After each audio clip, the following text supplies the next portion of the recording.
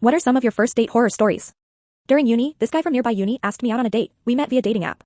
He said to go for McDonald's and go for a walk later. I will usually agree with the dinner location the guy chooses unless there's something I really want to eat. At McDonald's, we sat at the second floor and he told me to go buy my food. I asked him if he would like me to buy for him too, and he said no. It is peak hour and the queue is so long, but he didn't want me to buy the food for him. So, I went downstairs and bought my food and came back up.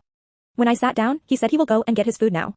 So out of common courtesy, I had to wait until my food turned cold when he came back with his food. And McDonald's fries ain't nice cold. He was very quiet throughout the meal, so I made conversation with him, but every conversation went back to his ex.